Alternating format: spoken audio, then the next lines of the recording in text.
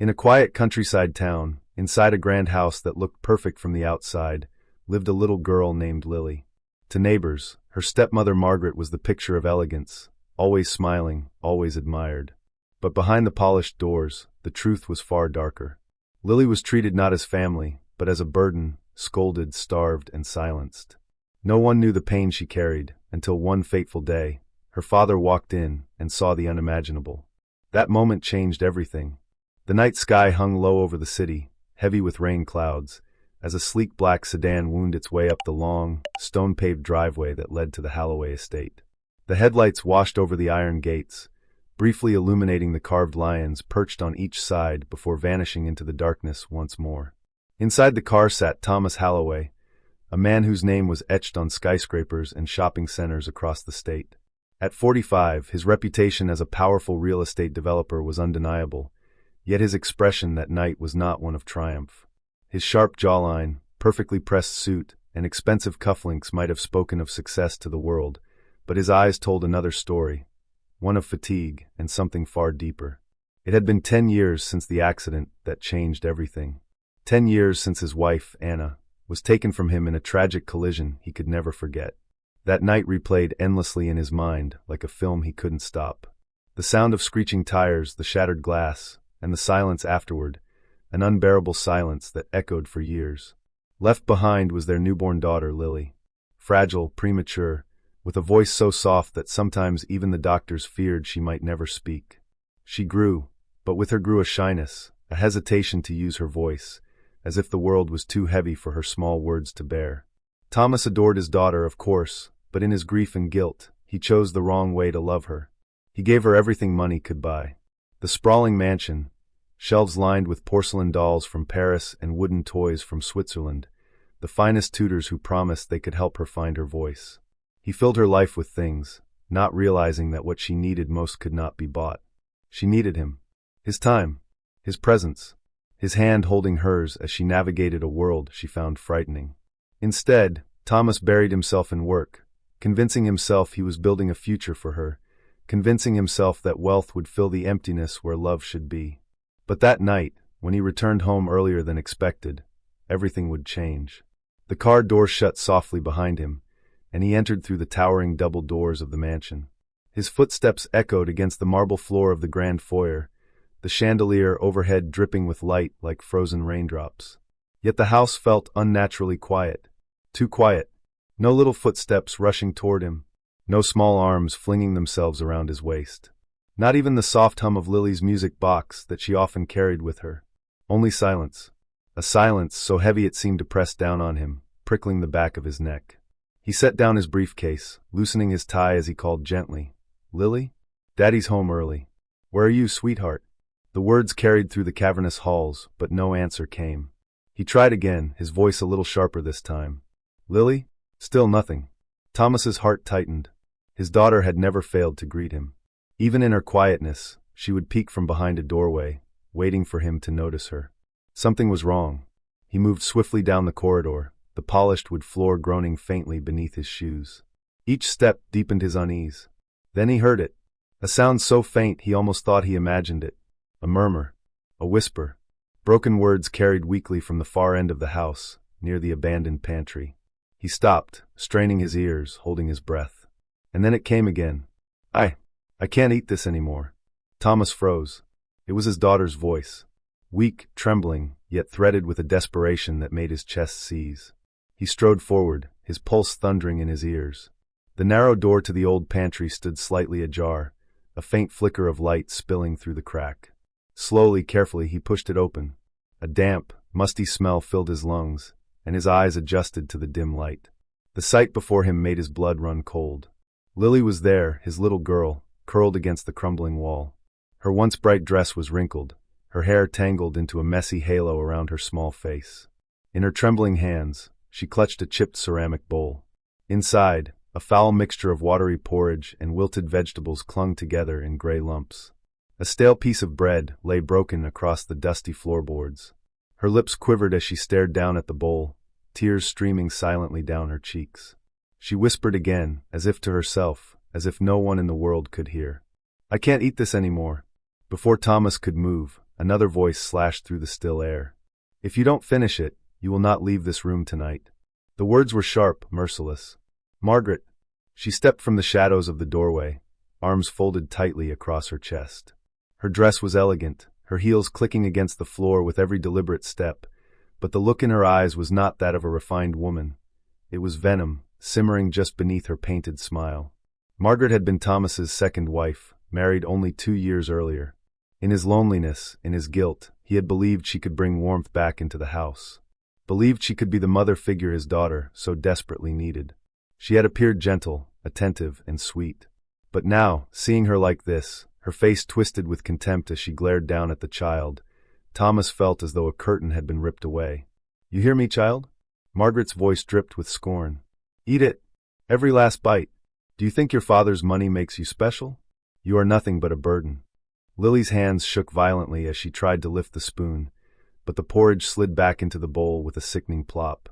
She gagged, tears flooding her eyes, and the spoon clattered to the floor. Margaret's heels snapped as she crossed the room, seizing the girl's chin with her perfectly manicured hand. She forced Lily's tear-stained face upward, her voice hissing through clenched teeth. "Ungrateful little brat. Do you know how lucky you are? If not for me, you'd be nothing but a mute shadow in this empty house. You will eat what I give you, or you will starve." Thomas's chest heaved. His fists clenched so tightly his nails bit into his palms. Rage burned through him like fire, but alongside it was something worse, guilt. For the first time, he saw the truth he had ignored, etched clearly in his daughter's terrified eyes. All the signs he had dismissed, all the little moments he had overlooked, all her silences, they screamed at him now. He had left her alone. He had believed wealth could replace love. And in that space, cruelty had taken root. Margaret shook the child's chin harder, her lips curling. "You will learn, Lily. You will obey me, or you will suffer." Thomas could take no more. His voice tore from him, thunderous and raw. "Enough." The word rang through the small pantry, echoing against the cracked shelves. Margaret froze. Her hand loosened on the child's face, and slowly, deliberately she turned.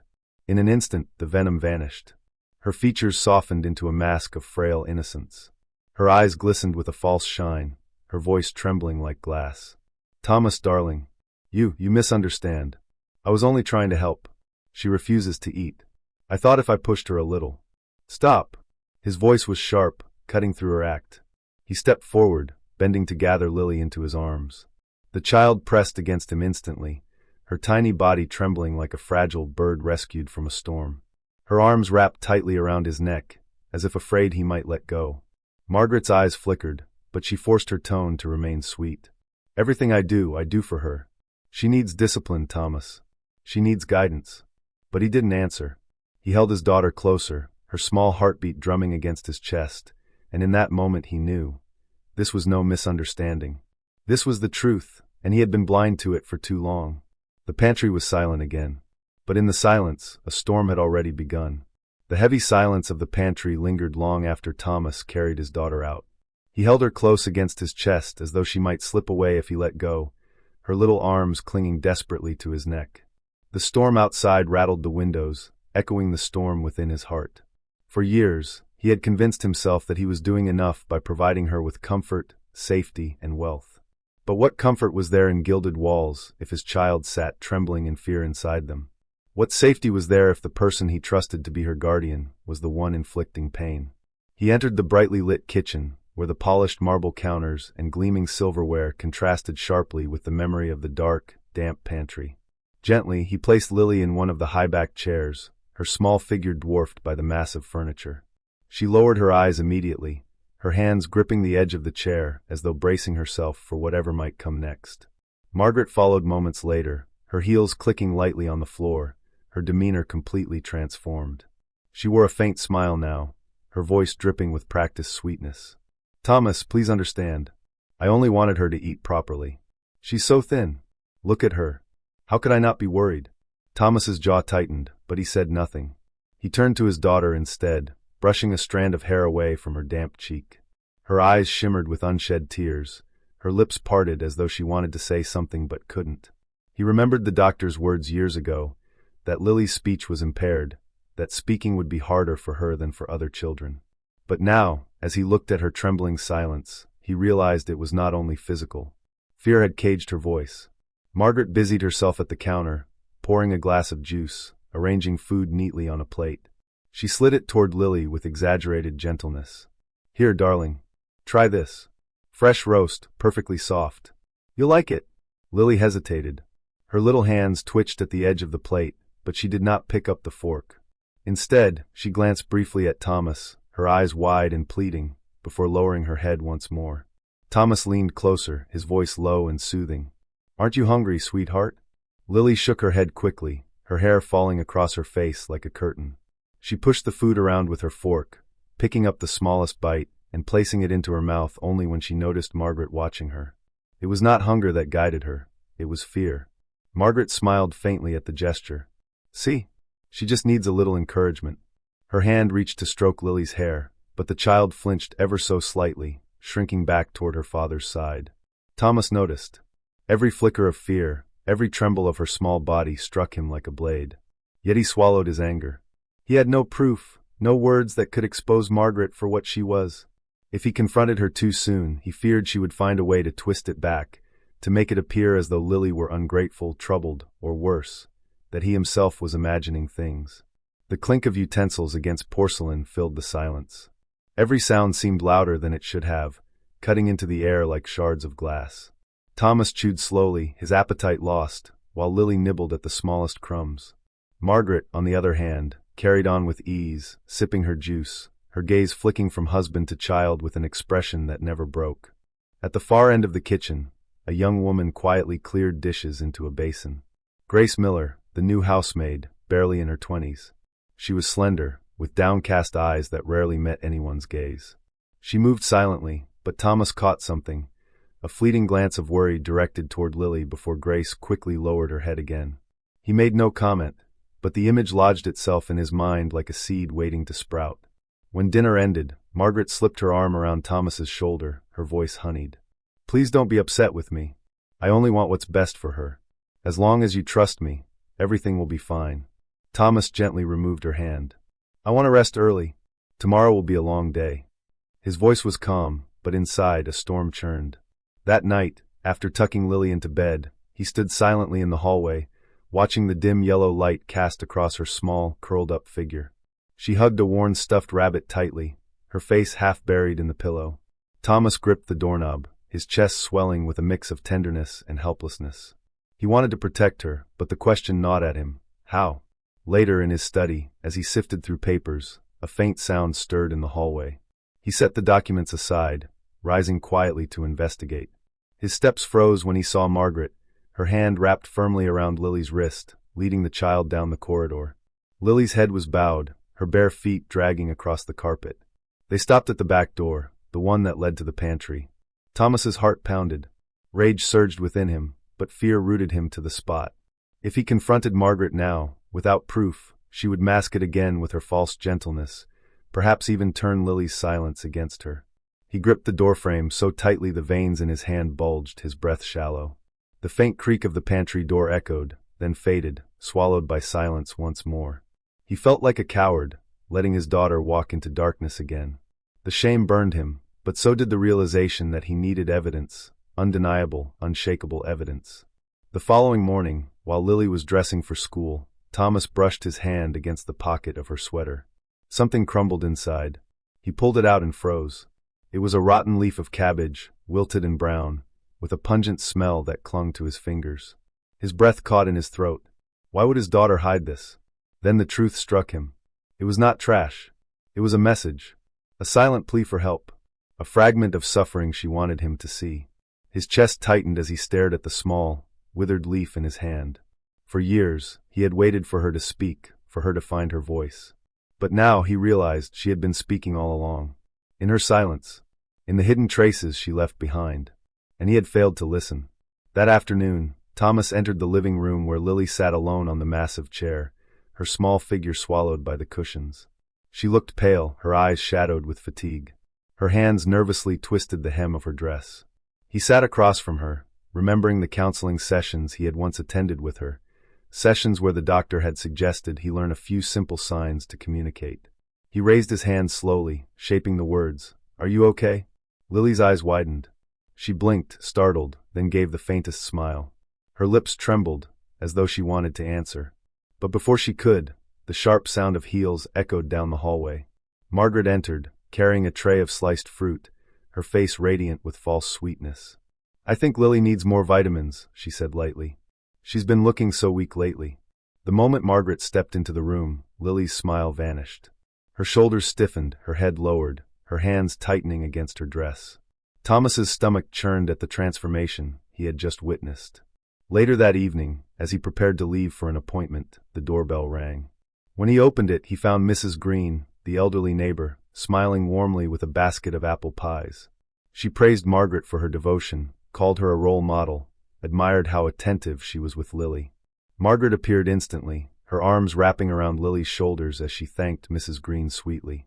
But the moment the door closed, Margaret bent down, her lips brushing Lily's ear, her voice icy and sharp. "If you say a single word to anyone, you'll spend an entire week in that pantry. Do you understand?" Lily trembled, her lips pressing tightly shut. She did not dare look at her father, who stood nearby, catching fragments of the venom in Margaret's tone. He could not hear every word, but it was enough. His chest grew heavy, his suspicions undeniable. Later that night, as Thomas opened his briefcase, a small slip of paper fluttered to the floor. He picked it up, unfolding it slowly. Childlike scribbles filled the page, a crude drawing of a storage room, a locked door, and inside, a tiny figure curled up alone. His hand shook. His heart broke. This was no random drawing. It was a cry for help. The paper slipped from his fingers onto the desk, but its weight pressed down on him like a mountain. For the first time in years, Thomas knew with absolute certainty he could not remain silent anymore. The drawing lay on the desk like a confession, trembling in the faint lamplight. Thomas stared at it, his pulse hammering in his ears. Each crude line, each shaky curve of his daughter's pencil carried the weight of pain she had no words to speak aloud. She had placed it in his briefcase deliberately, an act of courage from a child whose voice had been caged by fear for too long. His chest rose and fell heavily. The house was silent except for the tick of the grandfather clock in the hall, its hands dragging forward like a slow heartbeat. For years, Thomas had drowned himself in work, convincing himself that money and comfort could shield his daughter from the world's cruelties. But now, the cruelty was inside his own walls, wearing the smile of a woman he had once trusted. He picked up the paper again, smoothing it flat with trembling fingers. His daughter's desperate drawing was more than just a plea, it was evidence. Fragile evidence, perhaps, but enough to ignite a fire inside him. He could not allow Margaret to keep cloaking her malice beneath charm and lies. No more silence. No more cowardice. The next morning, Thomas observed quietly. He lingered in the shadows of doorways, listened at corners, watched every small interaction. He noticed how Lily's shoulders tensed whenever Margaret entered a room. How she avoided eating in her stepmother's presence unless she was forced. How the maid, Grace, glanced at the child with pity before quickly lowering her gaze, as though afraid to be caught caring. At breakfast, Margaret chatted sweetly about weekend plans, about hosting a dinner with investors, about redecorating the garden. Her laughter was soft, lilting, the picture of elegance. But Thomas's eyes never left his daughter, who sat silently, her small hands folded in her lap. She lifted her fork only when Margaret looked directly at her, each bite mechanical, her face pale. When Margaret excused herself to take a call, Thomas leaned closer to his daughter. He whispered softly, "Did you draw this?" He slipped the folded paper into her lap under the table. Lily's eyes widened. She nodded quickly, then pressed the paper back into his hand with trembling fingers, her gaze darting toward the door. Thomas's throat tightened. He placed his large hand over her tiny one, giving a reassuring squeeze. "I understand, sweetheart. I see you now." Her lips parted as though she wanted to say something, but no sound emerged. Instead, she glanced toward the hallway, her small body curling inward like a frightened bird. That evening, Thomas found Grace in the laundry room, folding sheets with quiet precision. She startled when she saw him, nearly dropping the bundle in her arms. "Mr. Halloway," she murmured, bowing her head. "Grace," he said softly, his tone calm but firm. "You've been working here for several months. Tell me the truth. How does my wife treat my daughter?" Grace froze, her hands trembling against the linen. Her lips parted, but no words came. She looked at the door nervously, then back at him, her eyes clouded with fear. I don't want trouble, sir," she whispered. "This is not about trouble," Thomas said, his voice steady but low. "It's about Lily." You've seen things, haven't you? Grace's throat bobbed as she swallowed hard. She looked down at the sheet in her hands, gripping it so tightly her knuckles whitened. Sometimes she doesn't let Miss Lily eat with us. She makes her sit in the storage room instead. I tried to bring her food once, but Mrs. Halloway caught me. She told me if I interfered again, I'd lose my job. The words pierced Thomas's heart like blades. He clenched his jaw, forcing his rage to remain quiet, controlled. "Thank you for telling me," he murmured. Grace lowered her gaze. "Please be careful, sir. Mrs. Halloway has a way of making people believe what she wants them to." That night, Thomas stood at the window of his study, staring into the dark garden beyond. Rain slicked the glass, blurring the reflection of his face. He felt the weight of his mistakes pressing down on him, mistakes of absence, of trust misplaced, of blindness to the silent cries of his own child. But now his resolve hardened. He would not fail her again. He needed proof. More than drawings, more than whispers. He needed something undeniable, something no false charm could erase. The opportunity came sooner than he expected. 2 days later, he returned home earlier than usual, stepping quietly into the hall. Voices drifted from the kitchen, Margaret's sharp and commanding, Lily's faint and broken. "You think your father will protect you?" Margaret's voice dripped with venom. "He doesn't care. He never has. He leaves you here with me because you're nothing to him but a burden. If you want his love, you'll do as I say." Thomas's blood ran cold. He edged closer, his footsteps soundless against the carpet. Through the crack of the door, he saw Margaret standing over his daughter, who sat at the table, a plate of spoiled food pushed toward her. Lily's shoulders trembled, her face pale with dread. Margaret leaned down, her face inches from the child's. "Eat it, now." Lily shook her head weakly, her lips pressed tightly shut.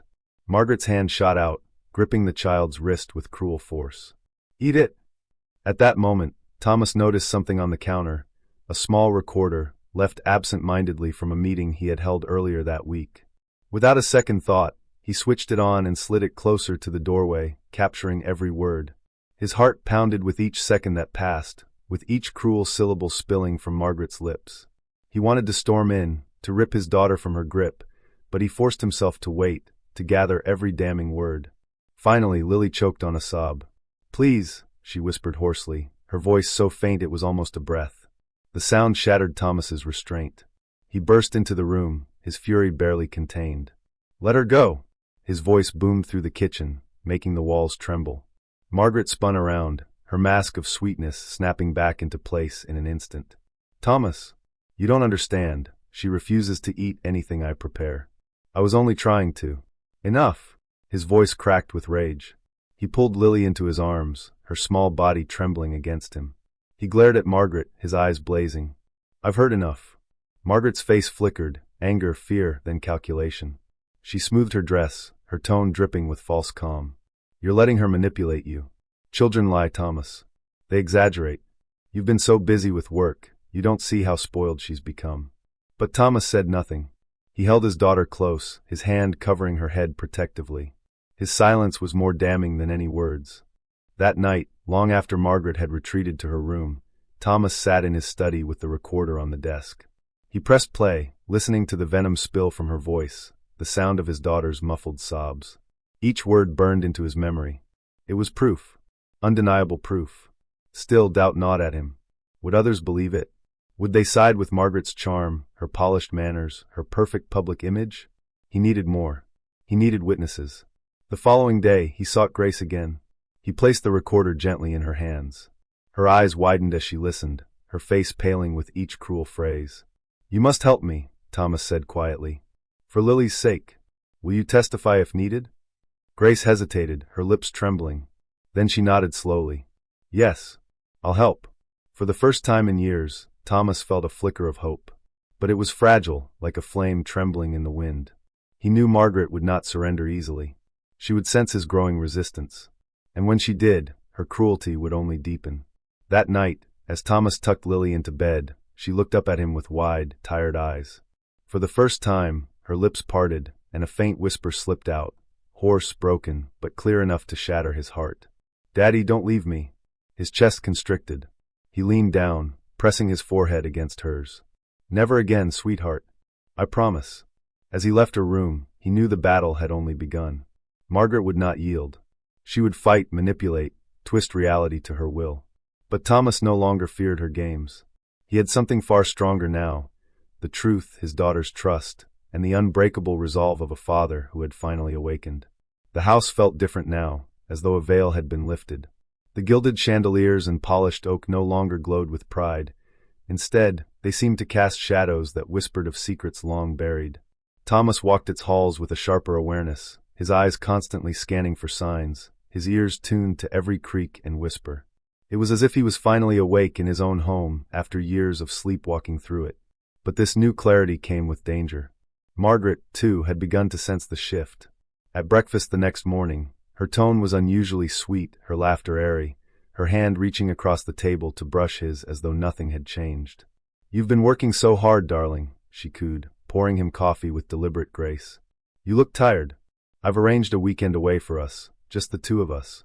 Perhaps a cabin in the mountains, something quiet. It will do you good." Thomas forced a smile, his mind racing.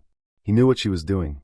A retreat meant isolation, an opportunity to reassert control, to weave her honeyed words without witnesses.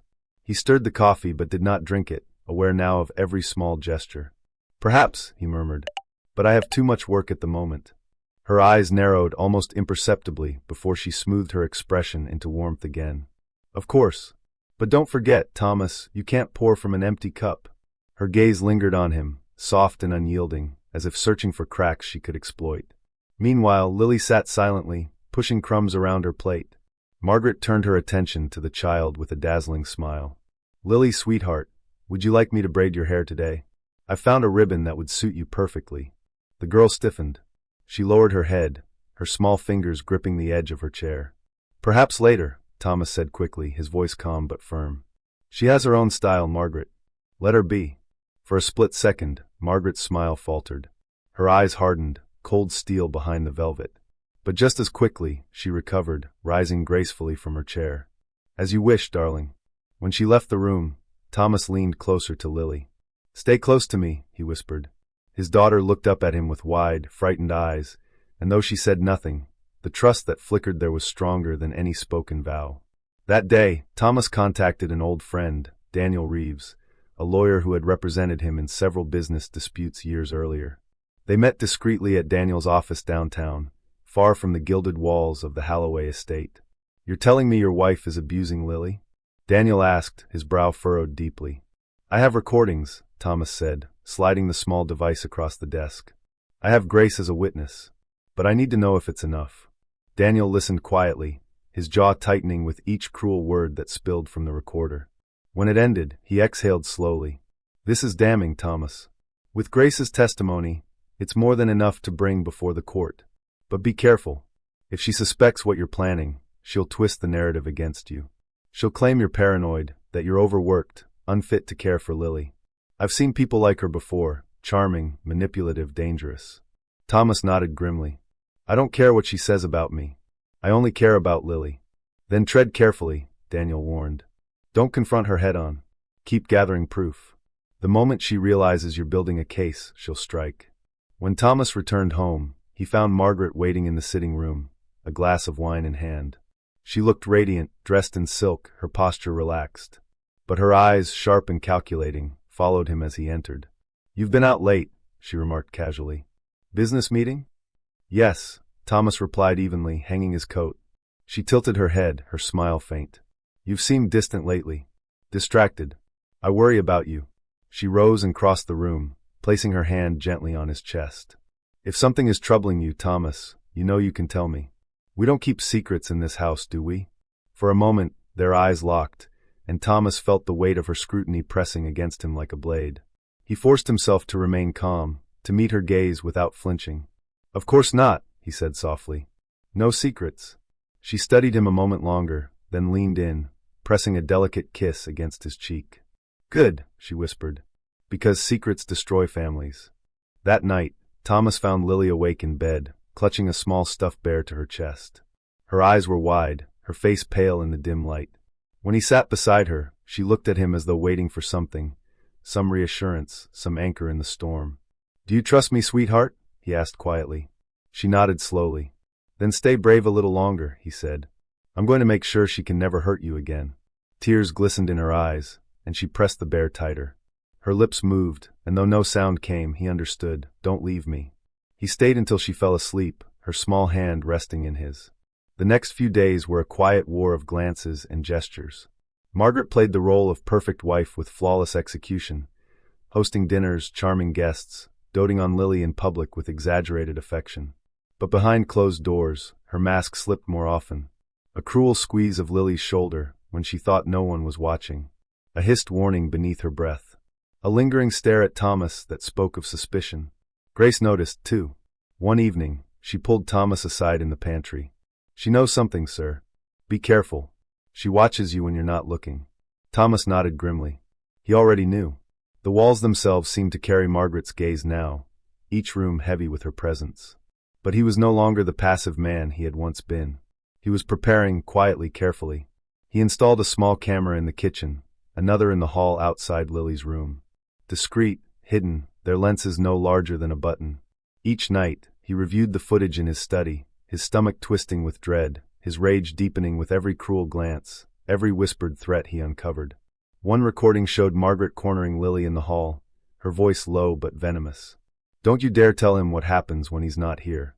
He'll send you away, and you'll never see him again.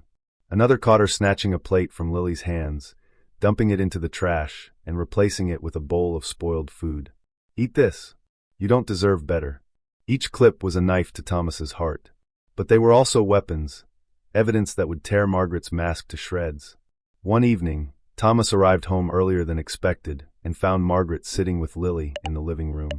She was reading aloud from a book, her voice sweet and melodic. To any outsider, it was a picture of maternal devotion. But Thomas saw the stiffness in Lily's posture, the way her eyes darted nervously toward him as he entered. Margaret looked up with a radiant smile. Darling, you're home. We were just enjoying a story together. Thomas forced a nod, hiding the storm that raged inside him. He crossed the room, kissed Lily gently on the forehead, and whispered, I'll read to you later, sweetheart. Margaret's smile faltered, but only slightly. Of course, she said smoothly. Later that night, after Lily was asleep, Margaret confronted him in their bedroom. She stood by the window, her silhouette framed by moonlight, a glass of wine in her hand. You've changed, Thomas, she said quietly. You look at me differently. Coldly. Suspiciously. Tell me, what have I done to deserve this? Thomas removed his cufflinks slowly, deliberately. You're imagining things. She turned, her eyes glinting. Am I? Or have you been talking to that mate of yours? Perhaps you've been filling your head with lies. His jaw tightened, but he kept his voice calm. Grace is loyal. She wouldn't lie. Margaret's smile curved like a blade. Loyalty can be bought. Don't forget that. There was a long silence, heavy as stone. Then she stepped closer, her eyes narrowing. If you're planning something, Thomas, if you're foolish enough to try to turn Lily against me, you'll regret it. Do you understand? For a moment, the room seemed to shrink around them, the air thick with unspoken threats. But Thomas met her gaze steadily, his voice low and unyielding. The only one who should be afraid here is you. Margaret's eyes flashed with fury before she masked it with a laugh, light and dismissive. You've grown bold, darling. It's almost amusing. She set down her glass, her smile sharp as glass. But remember, appearances matter. And to the world, I am the perfect wife. The perfect stepmother. No one will believe you. When she left the room, the echo of her laughter lingered like poison in the air. Thomas sat alone, his fists clenched, his heart pounding. He knew the final confrontation was drawing near. Margaret had sensed his rebellion, and she would not hesitate to strike. But he was ready. For the first time in years, he felt no fear. He had his proof. He had his daughter's trust. And soon, the mask Margaret wore so flawlessly would shatter before everyone's eyes. The storm had been building for weeks, invisible yet undeniable, and now Thomas felt its weight pressing down on the house like a gathering tempest. Every smile from Margaret was sharper, every glance colder, every word layered with suspicion. He knew time was running out. The evidence was ready, the legal steps in motion, but before he could act, Margaret would make her move. She was too cunning, too perceptive to sit idle while her carefully constructed world crumbled. It was a Saturday evening when the dam finally broke. The house was quiet, the air unnaturally still, as though holding its breath for what was to come. Thomas sat in his study, the recordings and documents organized neatly in a folder on his desk. He had already spoken to Daniel, arrangements were in place. In a matter of days, the case would be filed. But Margaret, ever the predator, sensed the shift before the first stone had been cast. He heard the door creak open softly. Margaret stepped inside, dressed in a dark silk gown, her expression unreadable. "Working late again?" she asked, her voice smooth as glass. Thomas closed the folder calmly. "Just finishing up some paperwork." She lingered in the doorway, studying him with unnerving precision. "You've been distant. Cagey. It makes me wonder what you're hiding." Thomas leaned back in his chair, folding his hands deliberately. "Maybe the better question is, what are you hiding, Margaret?" For the first time in years, he saw her falter. Her smile stiffened, her eyes narrowing. What a strange thing to say. He rose, walked to the cabinet, and pulled out the small recorder. Setting it gently on the desk, he pressed play. Margaret's venomous words filled the room. Her threats, her cruelty, her lies. The mask she had worn so perfectly was stripped away by her own voice. Her face drained of color. For a moment, she looked almost human, shaken, vulnerable. But then the mask snapped back into place, her lips curling into a sneer. "You think anyone will believe that? It's a trick. A fabrication. You're desperate, Thomas." He didn't flinch. "I don't need them to believe me. I only need them to believe Lily." At the mention of Lily's name, her composure cracked. Her eyes flared with something raw and dangerous. "That child," she hissed, her voice sharp as a whip. "She's nothing but an ungrateful little brat. Do you really think anyone cares what she says?" Thomas stepped closer, his voice low and steady.